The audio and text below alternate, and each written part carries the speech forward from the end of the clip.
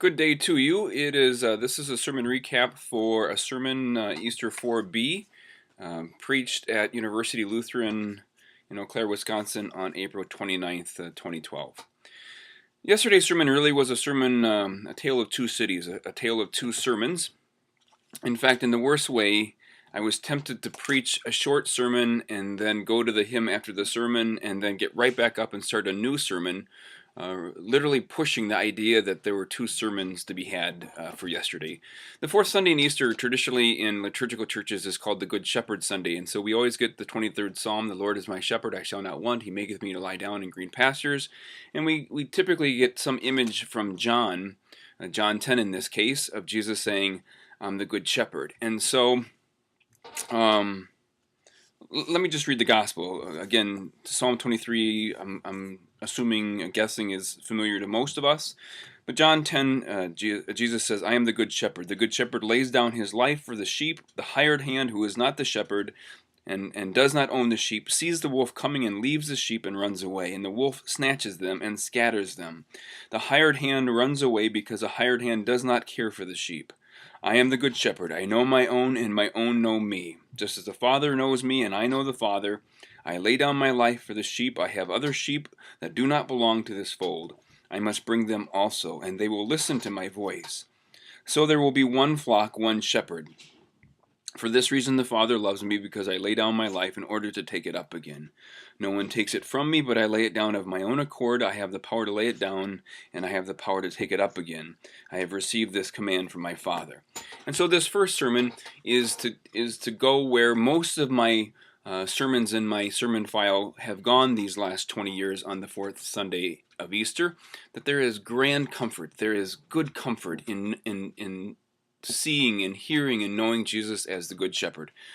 The first Bible passage I think that I ever memorized as a fourth grader at Kuntz Memorial Lutheran Church was the 23rd Psalm. And when we got that memorized, we got this little plaque with Jesus as the Good Shepherd holding a little lamb or a lamb on his shoulders. And that's a picture that we all find great comfort in, that Jesus gathers us as his sheep, that Jesus is the Good Shepherd that leads with rod and staff, that Jesus is the Good Shepherd, a God who is provider and protector and presents a table, supplies a table before us in all things, and that surely goodness and mercy shall follow us all the days of our life, and we will dwell in the house of the Lord forever. A great, great promise.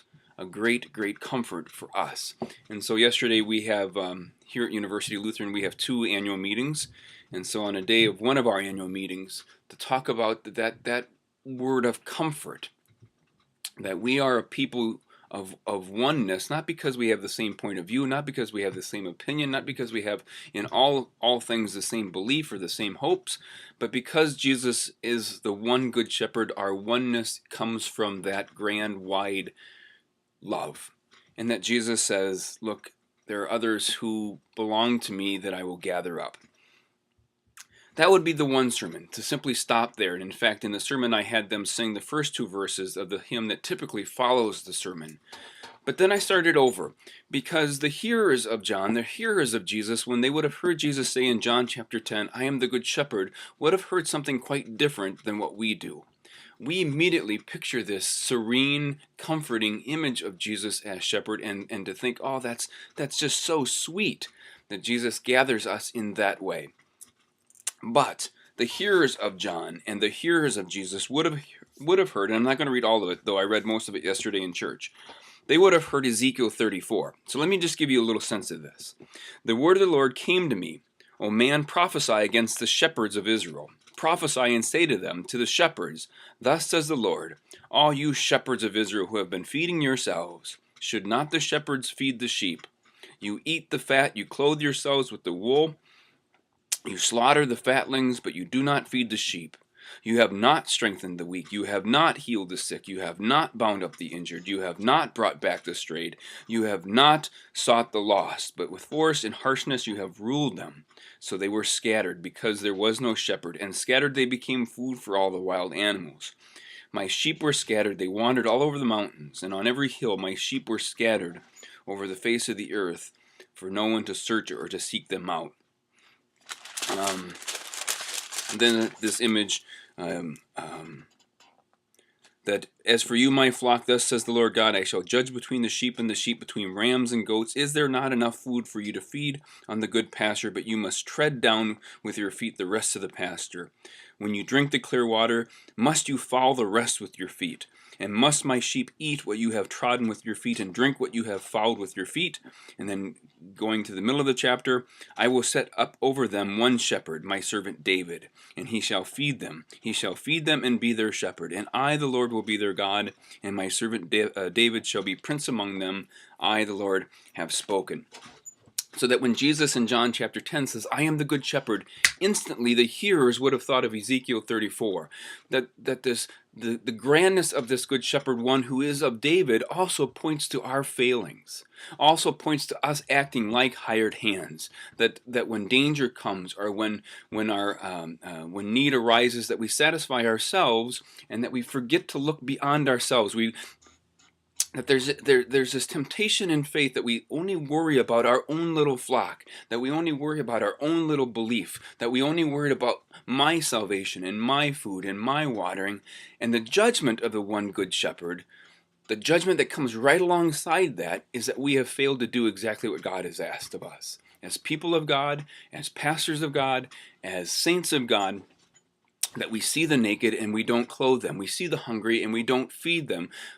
People are lost all the time, and I know people of faith who will simply dismiss them for being lost, will judge them for being lost, instead of having some heartache, some kindness, some love for them, for the sense that they have lost their way.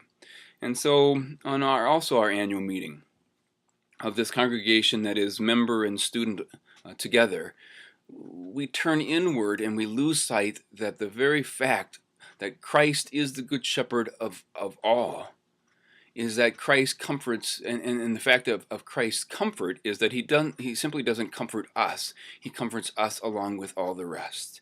That Christ would bid us to be more than hired hands.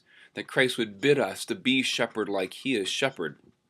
The imagery in John 10, where Jesus says, I have the authority to lay it down and to take it up. It's the exact same words that John uses when Jesus takes off his outer garment on the washing of the disciples' feet, and then washes their feet, and then gathers it back up, and gives us a command, love one another as I have loved you. So you have to love one another.